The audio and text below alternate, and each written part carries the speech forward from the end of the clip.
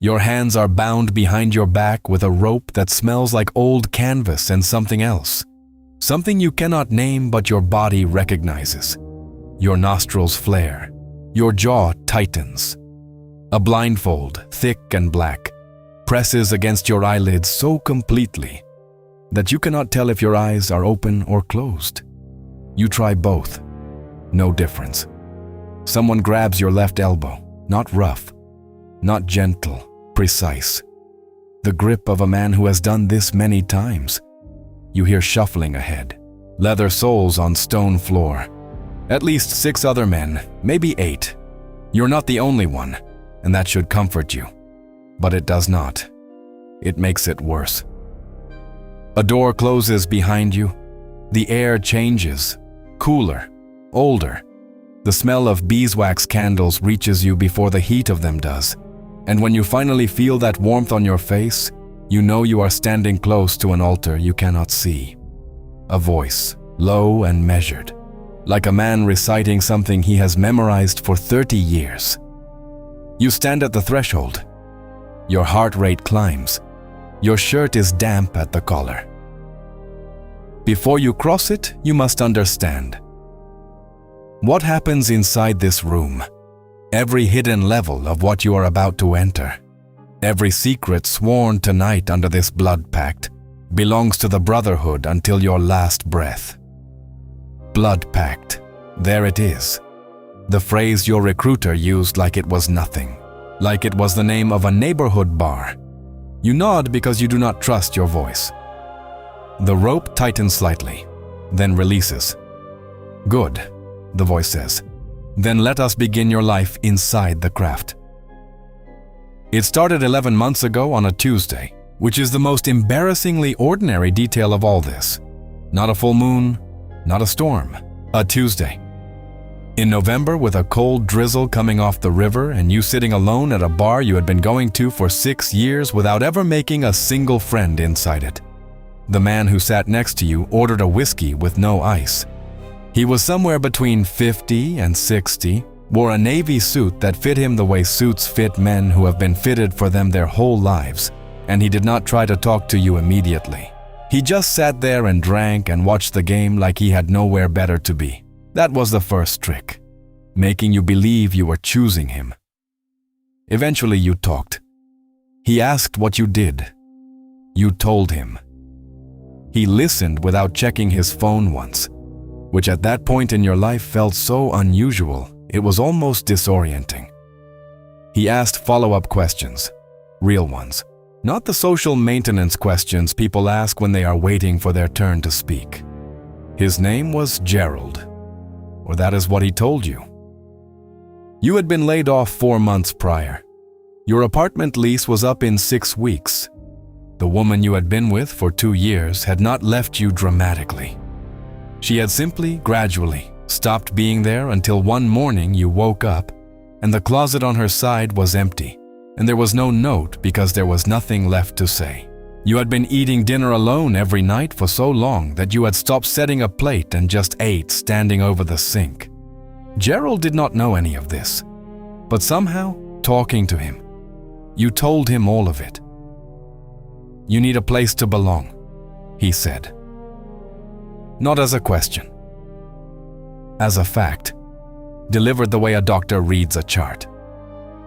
He slid a card across the bar. Heavy stock, a single embossed compass and square. A phone number. We do charitable work, he said. Good men, the kind that show up. You called 3 days later. You told yourself it was just to see. That is always the story, is it not? Just to see. The first 3 degrees happen inside a year and they feel, genuinely, like the best year of your life. That is not hyperbole, that is the mechanism. You have a schedule now. Tuesday and Thursday evenings at the Lodge Hall, a building that from the outside looks like a slightly oversized law office. Inside it is all dark wood and brass fittings and the smell of that beeswax again, which you have now come to associate with safety, the way children associate the smell of a parent's jacket with safety. You have a title, entered apprentice, then fellow craft, Then Master Mason, which is the 3rd degree, the one most people never go beyond. And during that ceremony, there is a moment where they lay you down on the floor and cover you with a white cloth, and the room goes completely silent, and you feel something shift in your chest that you cannot explain sober. You learn the handshakes, the specific pressure and placement of each finger. You learn the passwords, which feel theatrical at first and then, after a few months, feel like a private language, which is precisely what they are. You learn that there are brothers in this lodge who are judges, who are city council members, who run the largest commercial real estate portfolio in the county. You learn that one of them helped another get a contract that saved his business. You learn these things informally over bourbon after meetings, and you file them away without examining what they mean. Because by this point, you have something. For the first time in years, you have something. Your phone buzzes on Thursday mornings now. Men checking in. Gerald, always Gerald, asking if you are eating right. A retired firefighter named Douglas who takes you to his gym and teaches you to lift properly and does not mock you for being weak at first. A man named Hector who runs a plumbing company and who, 4 months in, offers you a position doing project management at a salary that lifts you entirely out of the financial hole you were in. You are not stupid. You know this is not coincidence. You know Hector did not hire you purely on merit. You know there is an economy of favors moving beneath the surface of every lodge meeting like a current beneath a river. You tell yourself this is just networking. This is just how the world works for people who have connections. The invitation to the 4th degree comes on a Wednesday morning via a letter with no return address. Inside the lodge, the Scottish Rite begins here, and this is where the architecture of what you thought you understood starts to creak. The ceremonies are longer, more elaborate. There is an entire theatrical staging. Robes and specific lighting and passages read in cadences that press on some part of your brain that normal speech does not reach. You begin researching between meetings, Kabbalah, Hermeticism, the allegorical structure of Solomon's temple. You read obsessively, alone in your apartment. And the more you understand, the more you realize that the surface-level charity functions, the pancake breakfasts, the scholarship funds, are a skin, necessary, real even. But a skin. By the 18th degree, you have crossed 3 lines you would not have crossed before. The first was small, a word in the right ear about a zoning application. Nothing illegal, just a mention. The second was a letter of recommendation you wrote for a man you had met once. He needed it for a professional license. You wrote it as though you had known him for years. The third you do not think about directly. Not yet. There is a room in your memory where you have put it behind a door, and you do not open that door.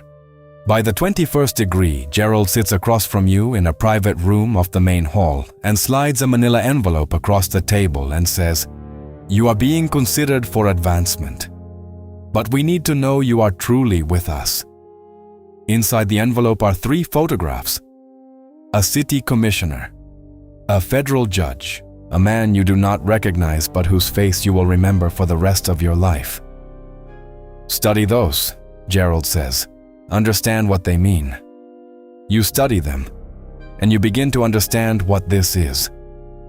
The 32nd degree is a small room, just 8 men, including you. The air in here costs something. You can feel it. The beeswax is gone. It smells like the inside of a file cabinet, like paper and metal and old decisions. Gerald is not here. Gerald has never been in this room. You realize, sitting here, that Gerald was a recruiter, a skilled, patient, genuine recruiter, but a recruiter nonetheless. The affection was real. The function was also real.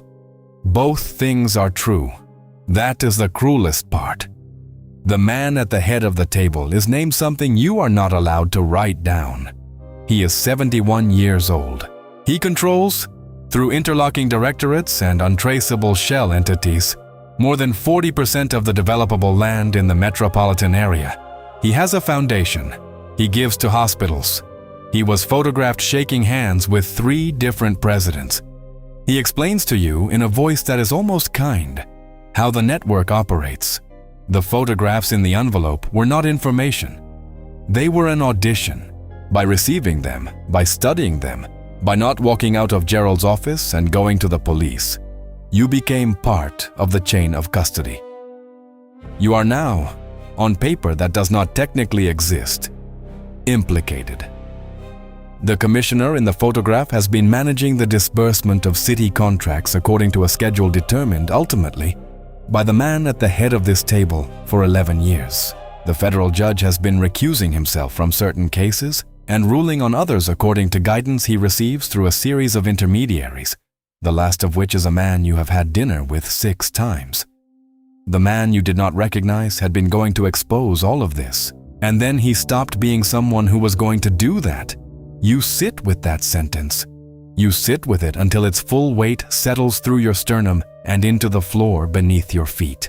The final secret, the man at the head of the table says, is not a secret about the universe. It is not a secret about God or geometry or the nature of consciousness. The final secret is that the brotherhood protects itself. Always. From everything, including you, if necessary. He lets that land. And now you protect it too. You think about walking out for approximately 4 days. You think about a lawyer. You think about a journalist. You lie awake in the apartment that Hector's job pays for, and you map every exit. And then you understand, in the particular cold clarity that comes at 3 in the morning when the mind finally stops lying to itself, that there is no exit, not a clean one. Your signature is on a letter of recommendation for a man who was later involved in something you do not want to name. Your voice is on recorded calls you did not know were recorded. Your presence is documented at 11 lodge meetings where certain things were discussed. They did not trap you at once. They built the trap around you slowly, one piece at a time, while you were warm and fed and belonged somewhere. You think about Douglas from the gym, the way he never pushed, just showed up. You think about how you would have done it. If you were recruiting, who you would look for. Someone recently alone. Someone financially exposed. Someone who still believed that belonging was something that could be given to them by other people. And then, God help you, you think of someone. His name is Marcus. He works 2 floors above you. He eats lunch by himself every single day. Last week he mentioned his lease was up in 6 weeks. You reach into your jacket pocket. You touch the edge of a business card. Heavy stock, a single embossed compass and square. You already know what you are going to say. We do charitable work. Good men, the kind that show up.